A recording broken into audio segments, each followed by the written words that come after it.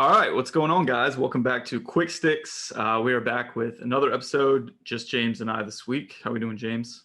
All good, man. I'm excited for this one. I've been looking forward to it. So Me too. just the two of us. Sam is in Colorado, which we will be joining him later this week. But so this week we are doing our official mock draft for the upcoming PLL draft, which actually was just announced. Will be May 10th, I believe. Yep, can't wait for that. Can't wait for that. Very excited. I saw it'll be on ESPNU, which will be dope. Wow, that's big. That's actually really big. A lot of people see that who usually don't watch. That's awesome. I know. I didn't see if they're going to be like live in a building or if it's going to be strictly virtual, but I feel like they might be in a building, honestly. And I'm glad Boyle's going to be doing that. I love Boyle's lacrosse. I saw he's on the list. Yeah, I could listen to that all day. That's awesome. Yeah, I hope in a couple years it's like the NBA or NFL draft where like players come on stage and their fresh shoots put on the hat. I mean, why wouldn't it get there? It's going to take a while, but it'll get there. It'll get there. Yeah, so we're looking forward to it. So again, tonight what we're going to do is we're going to do a 2-round mock draft. So James is going to go first. He's going to select for the Chrome. Yep. And we're going to do a combined mock draft, meaning we each have our own, but if James picks, my player at 5 as his third pick, I have to select a different player for the 5th one. So we're going to do a little collab on this, see how it goes. Right. It's going to be interesting. All right, let me know when you're ready, and I'll kick it off. Go ahead, man. On the clock are the Chrome. On the clock are the Chrome. It's an easy pick. It's Chris Gray every time. It is Chris Gray. Matt's going to be very mad to hear this, but there's no gray area here. You're taking Chris Gray like overall. The first pick. The first pick. You have to take him first.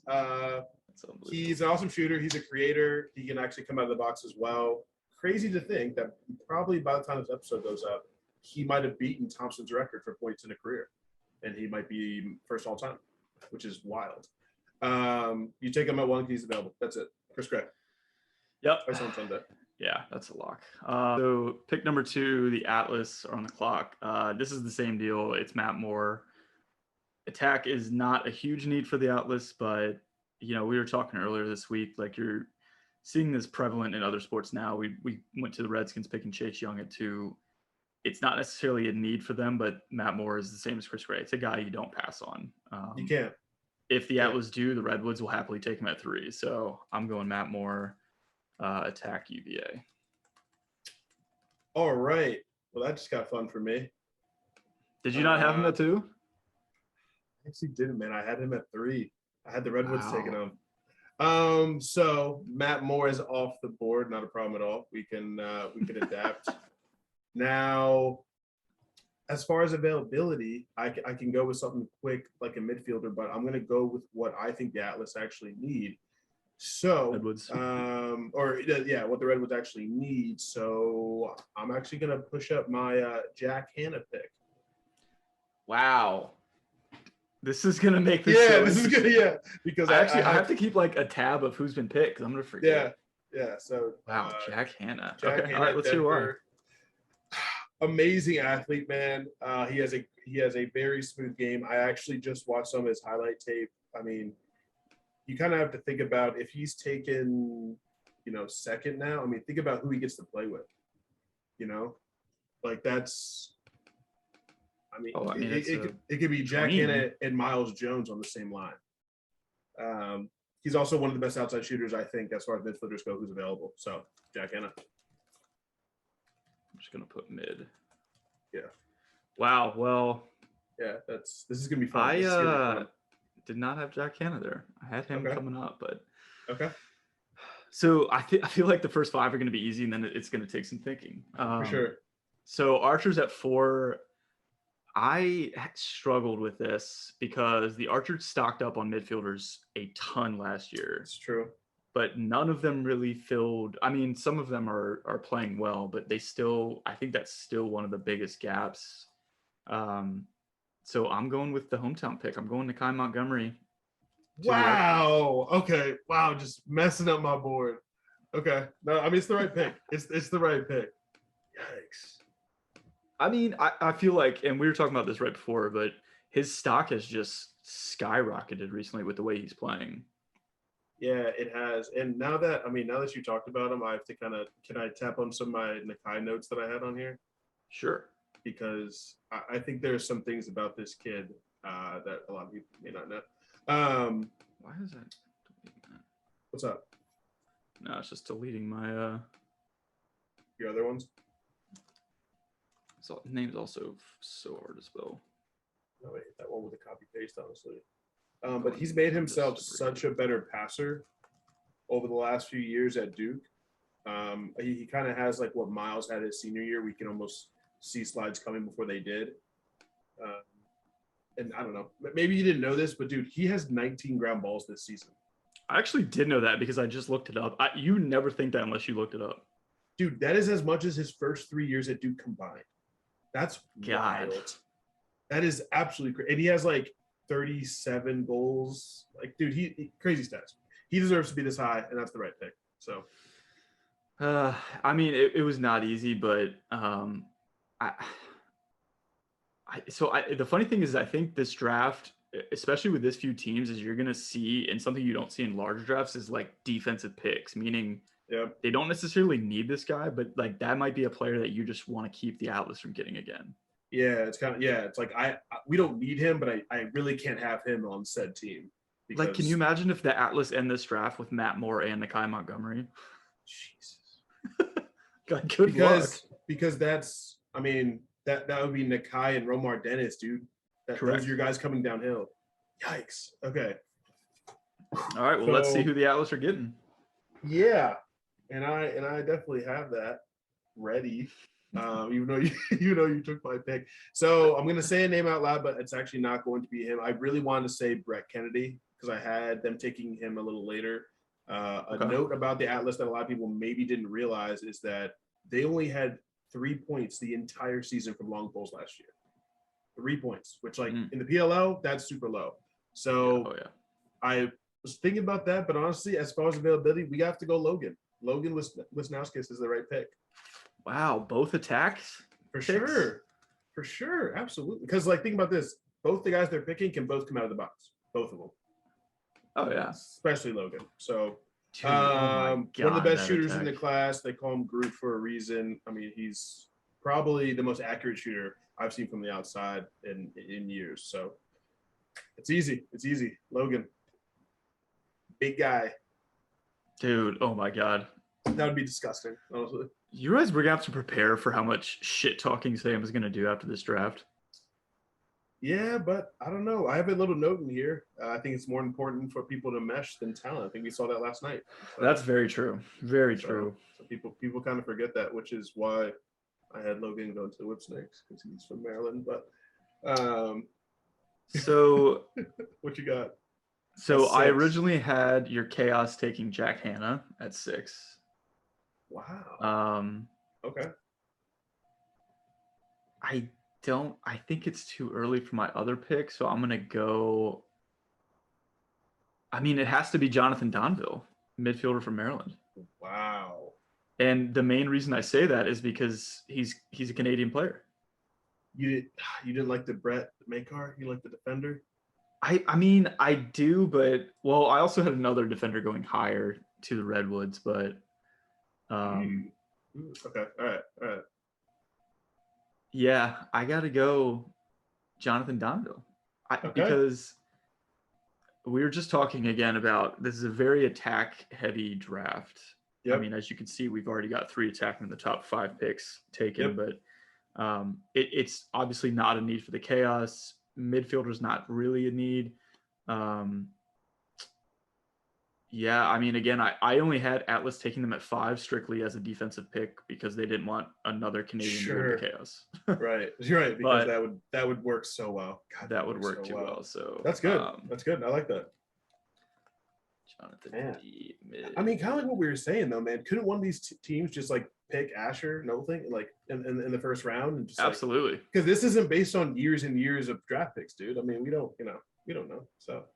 Very true. That'd be interesting. All right. Who do you like for the Whip Snakes?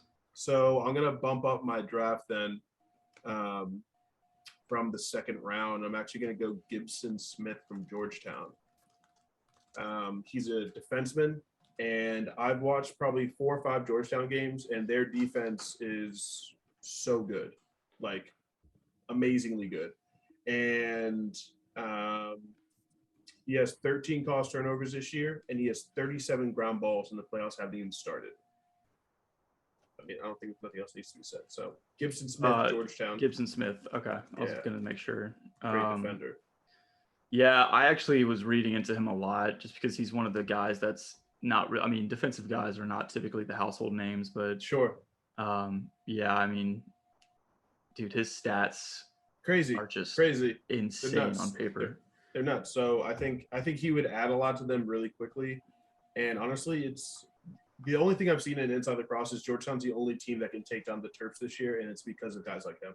Yes, 100%. If you think that championship should not be Georgetown, Maryland, like who else? I don't know what you're watching so far. Give me a name, right? Right. So, yeah. So we'll see. Okay, who you got next? We'll hear the Ivy League loyal talk about it, but don't want to hear it.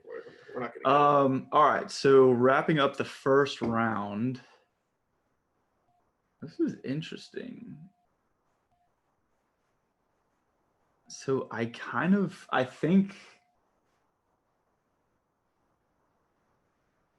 I'm going to go defense here, and I'm going to go Arden Cohen, defenseman from Notre Dame. I like that. Yeah, I mean, so Arden Cohen, I mean, is, I think the best defenseman in the draft, but sure. Especially on a team, I mean, with a schedule like Notre Dame has had, but yeah, I mean, I think defense is probably the biggest gap that the Chaos have. I mean, again, it's you guys are such an attack heavy team, mm-hmm. and your midfield lines are fine too. Like, so you've got guys performing on faceoffs, you guys got performing both ways on midfield. So I think it has to be a defender, but and yeah, with Gibbs, I could see them taking Gibson Smith if he was available, but since he's not, I'm going to go Arden Cohen. The thing is, Newman has taken such a big dip in his defensive abilities that it's kind of just been Rowlett, who's our shutdown guy. Yeah. So we need a second guy that can take on these insane attack lines that we're seeing. Because that's just how the PLL is. Oh, all right. So there's a look at your first round. That's not saving. I don't know why. Let's see if that works. There we go. So, I mean, I don't want to say too many surprises. I mean, the first two were locks. Jack Hanna, I could definitely see at 3. Nakai at 4. I think we take the Maryland defender before we take I think we take Brett before we take him. You're big on Brett. I honestly think he's the best defenseman in the class. Honestly. I could see that. I think now it's tough because Maryland's that good. So that's kind of my only ding against him, which isn't totally fair, but I know it's just that bias. He's surrounded. He's surrounded so much. Yeah, that's what I'm saying. That's true. I actually noticed that when looking at goalies too, because there's a goalie from Manhattan. I think Krebs is his last name. I forget his first name. Brendan Krebs, but I mean his stats are not great, but then you have to remember he's on Manhattan, who's 6-6, so it's you know. So he's seeing 30 shots a game. So he's gonna let it. He's gonna let it 15. Wow, that's interesting. So who do we think is the steal of the first round on this? That's a good call. Steal of the first round.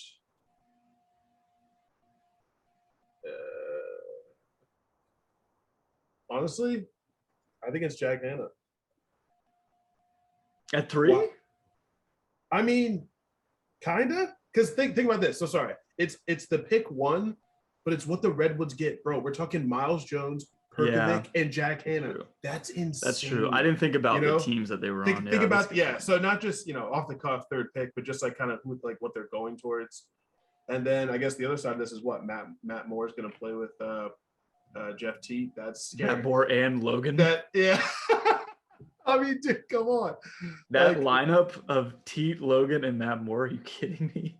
And I guess we'll get into this a little bit in the second round, but I realize why defensive middies are even more important to PLL is because every midfielder should be pulled. Every single one. Correct. Every single kid that's on the field should have a long pole, but obviously you can't. So God, dude, Nakai in that Archers offense though. That's fun. I know. I kind of like that. So I was actually very close to going face-off specialist, but I was like, it's too early in the draft. I mean, is it though? It's not, but I think I don't think that they would pass on a guy like Montgomery. Yeah, They should. because but They should. they have to give their guy a chance. They have to give their guy at least Yeah. like half the year or something. But All right. So round 2. And you are leading us off, my friend. We are back to the Chrome on the clock. we are back to the Chrome now. Matt, is there a certain defender that I've been talking about a lot that the Chrome may need? You know, I think there might be one. My guy Brett Makar, Makar. I think he's the best defender in the entire draft. And the Chrome needed a defender. I had him prior to you picking up some other people. I had Gibson actually go into him, but with Gibson off the table, definitely Brett. So that is interesting. I think Brett is obviously a steal in the second round. 1,000%. I'm very interested because I have goalie as being the Chrome's biggest need, but oh, you know what? Yeah, we'll see what happens. That's interesting. I'm curious if they feel the same way because I think you are right. But there's just so many goals, there's so many goals even in the league. Yeah, well, and I think, if we had done a 4-round draft, we would have seen, a lot more goalies get taken up, but I think it's just a little early. But I don't know. I mean, they might think that whether Scanone or Washuta starts, they might think that they have all they need. So we'll see. I mean, defense is absolutely still a huge gap, even with JT Giles Harris coming back. You've got Jesse Bernhard, Nick Grill is, we'll see. I think Ryan Terefenko really was like the heart and soul of that defense as a defensive midfielder. But getting Brett would be huge for the Chrome. I love Terefenko. He is. So I guess something we didn't, really address was like what about Bernhard from Maryland? He played the grad year, right? So because he was drafted by the Chaos last year, but then he went back to school. Yeah. So does he just play this year? Is that how that? Because he's done. He has no eligibility. He only have one more right, year. But do the Chaos not have any sort of drafting rights to him? I'm not sure actually, because everything I saw was just him on a board. I saw him at number 3. I saw him just on a board, Jared Bernhard. And I was just like, well, he would be huge. But then there's still talks of him going to the NFL. So I think that's what teams were waiting to hear. Oh, maybe he goes to give that a tryout, and obviously if that doesn't work or does work, he can obviously pop over to PLL. I mean, he's that kind of athlete. Yeah, but I mean, well, I guess it would be next. No, it would be this draft for NFL, wouldn't it? It'd be this. Oh, the one that's in this week. 2 days. Yeah. I mean, it's too late to register for that draft. So yeah. Unless he's just planning that he might just be sitting out and waiting until next year. Sure. I'm gonna look more into that after. I'm super curious how that's gonna go down. Yeah, that's interesting. But either way, I think getting Brett Makar this late in the draft is the steal. So massive. Who do you got at 10? So for the Cannons, I've got. I'm actually going face-off specialist. I'm going Justin Inacio. I think that's how you say it. Face-off guy from Ohio State. Mm-hmm. Again, I think, we're seeing teams start to prioritize face-off guys. I think people are looking at specifically the Redwoods and the Atlas, guys like T.D. Erlin and Trevor Baptiste, who, again, you can't win games, as we're seeing with the Archers, if you don't have the ball. So right. Cannons were dead last by a long shot in face-offs won last year. It was 36%. Oh, it was awful. So I think that it's pretty much, a time to you're wasting Lyle Thompson in his prime. That's and what I'm saying. You need to get him the ball. Those are times that Lyle's just not getting the ball at all. That's bad. That can't. Yeah. So I'm typing in face-off specialist, Ohio State.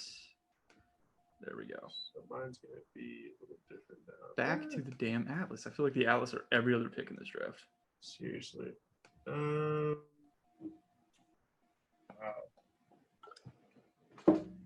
I'm gonna have them again. My heart wants to go Chris Fake out of Yale. Because that kid's that good. I mean, he's that good and he's so solid. But then a part of me wants to give them Bubba Fairman from Maryland, the short stick D midi, because I feel like they've been able to fill some gaps already with our picks. So let me go Bubba Fairman, Maryland. I actually would take this kid over some people that other people actually had above him. I think he's really shown that he can play offense as well this year. And in a two-way league, in a two-way game that the PLL is, they're going to need that. And he's strong as hell. So, Mr. Fairman. Yeah, I mean, that's interesting. I was going to go defense too, but okay. Yeah, dude, getting Bubba this late. God, this is such a deep draft. It's so tough, man. I mean, you're on the 11th pick and you're talking about somebody who's the best in their position. It's wild. Seriously. So, I think that's a great pick. So we're on to the Archers. So I actually still have this pick available. Wow. And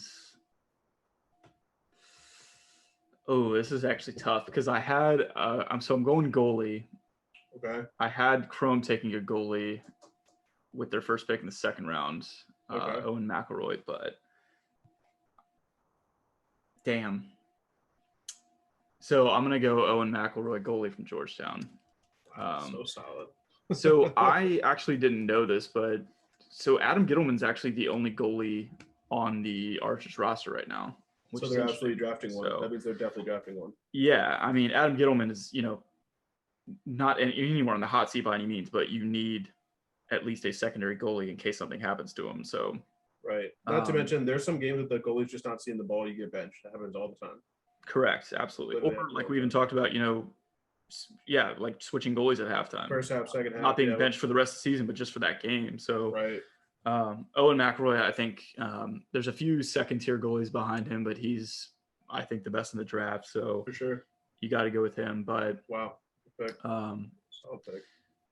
Yeah, I feel like they have to. I mean, and that's the thing is, Archers there's so many teams that just offensively are set, but it's just defense and goaltending is just. And like those offensive are only set if they get the face-off guy, right? Exactly. Like, it's not going to matter if we never have the ball, which is why people are like, you have to prioritize each of them. That's interesting. And a good cover guy in college doesn't exactly mean he's going to be good cover in the PLL. It's a different game. That's true. I'd rather take a JT Giles Harris over like a Ken Clausen of yesteryear. So. Yeah. So that's what I'm going with. All right. So 13th Atlas again. That's where we're at. Yeah, you're back to the Atlas. To give you a reference, this is where I had them taking Montgomery. Wow. That's blatant disrespect to my Dukies. It is. So I actually said on this, and with such a wild, solid attack class he's not coming going in the middle of the second round. Being picked at 13th is no knock on his talent. That's what I have here. Yeah, honestly, if it was any other draft, it would be. This draft is not. It's just. I don't know. I get that. So that's what I mean. I think he will get drafted higher, just kind of like what we had. All right. So because the guy is obviously not there, you know what? This guy has just like snuck up on me. I'm curious how you feel about this. But I'm gonna go Brendan Curry. Brendan Curry. I knew it. No, dude. So Syracuse. So good. Actually, I'll let you mention it first. Go ahead. No. I think he's. What's interesting about Brendan Curry, man, is he doesn't look like he's about to shoot. And out of nowhere, he just pulls from 15. Like I was watching their comeback, I think like a week ago. And there's so many times where he's not even like hop stepping. He's just like kind of like inching towards a goal a little bit. Then all of a sudden it's a 15-yard bomb. I mean, he's going to be so fun to watch the PLL. And honestly, I think he has the range to be a 2-point threat next year, a big time. So we'll see. 49 points this year. He has what? In the ACC. Yeah. No, he doesn't. Yes, he does. Yes, he does. So do with that what you will. I'm not kidding you. Okay. Yeah. So just in case you were like a little on the fence about that pick, there you go. Do you have the goals and assists breakdown or just total points? I actually do. Give me one sec. I'll pull it up. Dude, but yeah. I mean, wild. It was pretty impressive to see. What does he have? Like 30? Yeah, he probably has like 35. 32 goals, 17 assists. And that's when Syracuse not exactly playing well, Well, and that's the thing. So, I mean, that's her playing well. Jesus. That's crazy, dude. I had no idea he had those kind of stats. That's wild. That really. Give me off guard. Yeah, so I mean, again, this all of these picks could easily be first rounders, I think, and Brendan Curry is just a testament to that. But yeah, I mean, again, it's one of those things where Syracuse isn't having a great season, but again, you look at their strength of schedule, and they're playing UVA, UNC, Duke, Notre Dame, like it's a tough ass schedule. So the fact that he's done 49 points with that schedule says a lot. And I mean, this is exactly what Gary Gait wanted to do. He wanted to come there, show that Syracuse is back, and honestly, that takes some years of getting your ass kicked. Yeah, so, that's true. Wow, 49 points is insane, dude. That's crazy. I know, dude. That's crazy. That's crazy. Okay, so we are at 14, sir. We are with my Water Dogs finally. Who are the Water Dogs taking at 14? This is one of my most curious picks of yours. Now that you're a homer. Damn, this is really tough. It is tough. It is really. I gotta be honest. It's tough. This late and like kind of not knowing what Water Dogs are gonna be with the season coming in. Well, yeah, and like that. I don't know what to do. I'm gonna go Chris Fake. That's the right pick. That's the right pick. I think it is. So to give you a perspective, this is where I had Gibson Smith going. That also is a really good pick. Those guys are like synonymous, right? Yeah, like, they are. But I could see them also going goalie here, like Mike Adler. I could see going. I could see Krebs or Kistler or Kirst, but dude, Kirst is good. I've been watching him, man. Kirst is really good for nice. Rutgers, but yeah. So I think putting Chris Fake with Liam Burns and Eli Gobrecht, I mean that turns that defense into like a powerful three. A shutdown, yeah. And that means offensive schemes have to change completely when you have that. So facts. Again, Water Dogs, super, super deep attack team. They do not need any help there. Their top two midi lines are insane. So it's got to be goalie or defense. I'm going defense. I like Chris Fake. Wow. If you want to have some fun, go watch his high school highlight tape. I actually tried looking for it and I couldn't find it. I found one. It's like 2 minutes long. It's just him just like taking the ball away from kids. I'll send it to it. It's probably disgusting. It looks like it's criminal activity, honestly. Like it's bad. All right. Last pick for you are the Whip Snakes. So forgive me, but we already had Connor Mayhar off the board. That was first round. The short stick deep midi from North Carolina. No. Okay, well he's the right answer. There we go. Now we do. He's definitely the right answer. I think it just goes back to what I was saying about everybody on the field needs to be pulled. So if you're not you obviously cannot do that. And this guy is such a good athlete. It kind of sucks because his stock is only dropping because UNC isn't really playing that well right now. I mean, they're losing a lot of games by some kind of embarrassing margins, which is why everyone's not talking about Chris Gray right now. That's literally the only reason. If they were the number 1, 2, or 3 team in the country, they would be. So yeah. Yeah, they are kind of reeling right now. That loss to Duke was not pretty. Dude, that's real ugly. And it's because Duke doesn't have much power in their schedule because Ivy League's kind of top dog right now. Yeah. So it's tough, that whole RPI thing. So yeah, I mean, you can't, I had Chaos taking him last pick of the first round originally. Okay. And I also just saw this year's Roman, the other short stick midi from Maryland. He has 18 points in his career. For a short stick midi, that's a lot, including goals in the semifinal game against Duke and then the final against Virginia in 2021. That's actually very interesting. It is. They have him going 16 to Chaos. That would be interesting. High on this lawyer. I might go Pete actually. Yeah. So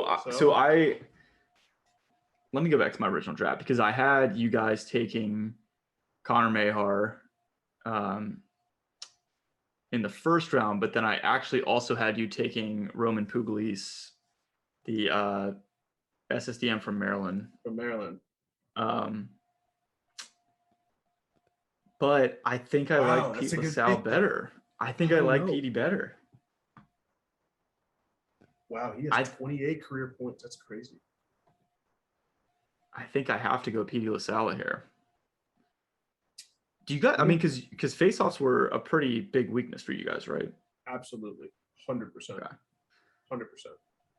Yeah, I think if Justin Ignacio was still available, you guys will take him, but I really don't see him making it to the end of the second round, so I'm gonna go Yeah, Pete LaSalle. I did not know this, that he could actually return for another year because the red shirt year to UVA.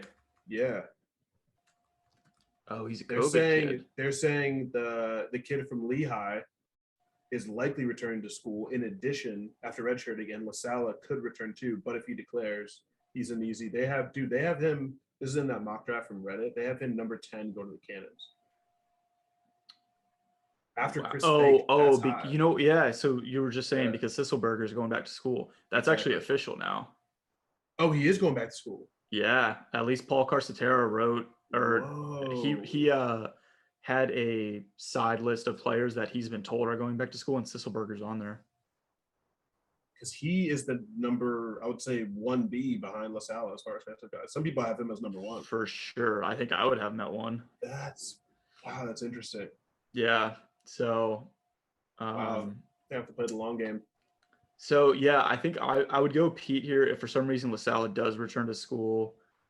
Go short stick. But I also feel like the Chaos is the kind of team who's not going to pass on like Asher Nolting in the second round. Dude, he'd be so good on our offense. He'd be so good on just yours, any offense, but I mean, just like specifically the Canadian, because he boxes people in. He plays correct. at 5-5. He's not like a huge dodger. He could play offense. I would say that would be a lock of a pick, but I also keep freaking forgetting you guys have Tehoka Nanakoke. Your attack is absolutely stacked this season. We do. I mean, what, like you said, though, like we just talked about, we got to get the rock for any of this to matter. We have to get the ball. Yeah, whether that means turnovers on defense or face-off pass. Yeah, and I think Andy Towers is smart enough to prioritize that. But yeah, the interesting thing also will be to see, because I bet you a lot of people are going to stock up on players that they end up not needing. So there's going to be a lot of post-draft trades. Yep. A lot of we're going to take this guy, but if you guys want to take, said player for whatever. Yeah, I mean, you can't tell me the Atlas need Matt Moore and Logan. So if they get both, facts, they might just like quote unquote hold him hostage until they get a great offer. Dude, they could get a lot. They could get a lot. Like you're talking at least a first round for next year, maybe even 2. So first and a second rounder. Just to add some like context, opening weekend is Redwoods Atlas, Whip Snakes Chaos, Water Dogs Cannons. That is like. That's in Albany? Yep. Nice. June 4th. I think it's like 40 days away. That's good. In Charlotte, I won't have to root against our boy Jake Pulver. Oh my God. I don't want that matchup happening. That's because we're trying to talk to him after the game. Yeah, facts. But wow, let me see round 2. Okay. I dig this. So who we got stealed around? It would be LaSalle. That'd be the answer. It'd be Pete. Yeah, I think if he's there. 100%. I don't know, dude. Bubba Fairman. Is so just such a steal. But short stick D minis are a bigger deal in the PLL than they are. I know. They really are. And you're seeing that. I mean, like just from these draft boards, you're seeing short stick midfielders way higher than you've ever seen before. So I'm wondering, have the Redwoods already changed how the league looks at defensive midfielders with Perkovic? If you have a big athlete who can start offense, why even have him dodging from up top when you know he's going to at least get some looks in transition? Yeah, I think it makes sense. And to your point, I mean, whether it's a short or a long stick, these like two-way midfielders. Yep. You're seeing Ryan McNulty was actually a guy I had going from Loyola. Yeah. In the second round. But good. I mean, if you watch him in transition, dude, it's insane. A guy his size is able to do, to run the field that quick, and his vision is shooting. Dude, I've seen him split dodge. I've literally seen that kid split dodge, like in the open field. So right. So I think, and Perkovic's a prime example of that. I mean, he's just a freak. But yeah, I think you're seeing these guys in transition. Like again, the Chaos do it better than anybody. I think maybe the Water Dogs, but sure. a lot of it has to do with Blaze, but he gets the ball so quick, and then it's like go, go, go. And it's like so quick and so out. when you get, 20, 30 saves a game, you're turning majority of those into goals. Is like That's true. That's why true. the Chaos can win without a great faceoff guy, because they turn block shots into transition goals. Because Blaze has even been able to now turn ground balls around the cage into fast breaks. Yeah. That's how quickly Absolutely. he's up and out. So like, I mean, I know we have the draft board here, but like, imagine a guy like Brendan Curry breaking out for us, who I thought was probably the fastest guy in college. He probably still Absolute is. I mean, burners. Yeah, I mean, dude, on clears, you see attackmen just like put their hands up, like, all right, you're good. Do you think he's faster than Nakai Montgomery? Wow. He might be. Dude, Nakai's fast, but dead sprint. I'd probably take Curry, but as far as shiftiness, I'm taking. Yeah, he's quicker. Nakai's quicker. But dude, I've literally seen Curry go coast to coast, and it looks like he's gliding. Honestly, yeah, like it's just wow. Man, now I'm curious to think like what Sammy would have picked for not only just our draft but his team in general. I mean, I feel like this makes me want to do rounds 3 and 4. So maybe when Sam gets back, we'll do. I would love to do that, man. I mean, when you look at players left, there is still so much talent left. So, all right. So before we get off, I need to know, where do you think Asher's actually going to go? Honestly, our draft. And aside. I think. Well, and that's I think the only flaw with our draft and probably most mock drafts is we're focusing. Not that it's a bad thing, but we're focusing so much on team needs. True. And someone wants to make that flashy pick of Asher Nolting. True. So he's going to go in the second round, I think. Yeah, me too. I really don't see that kid falling out of the second round. I think like a traditional draft he would, but I can't see this many teams passing on him. Bro, he almost single-handedly has put a high foot on the map. He has, by himself. As far as marketability, I mean, the kid is. I mean, he's also a huge trash talker. You can see that every single. Yeah, for sure. Like you always see his head moving after goals. So I think middle second round. Somebody snags him probably at I wouldn't be surprised. Atlas. I could see the Cannons taking him to pair with Lyle. I could see the Cannon if they don't go face off. If he's there, I could see them taking him. I could see Chrome taking him. Dude, I think Cannons is the right answer. That would be so solid. That'd be so good. I could see, and that's like where he should go, I think. Yeah. Wow. This is gonna be interesting. How long do we have to the draft? What do we got? Week and a half. May 10th. It's May 10th. Okay. So we do have one more episode next week that we'll be doing. So maybe we'll do that. Maybe we'll keep the same rounds we have now, and then when Sam's back, we'll do rounds 3 and 4. Sounds good to me. I like that. All right. Well, that's all we got, guys. So let us know. We'll upload this to Instagram or YouTube and Spotify. Upload it. I want to see what other people post it. Yeah, I want to post it to Instagram and see what people are thinking, because I'm sure people have some very different opinions. Oh, of course. Oh, you guys have this guy going this low? It's like, yeah, you try to do it. It's not that easy. All right, sounds good. All right, folks. Well, we appreciate you tuning in, but we'll talk to y'all next week. Peace.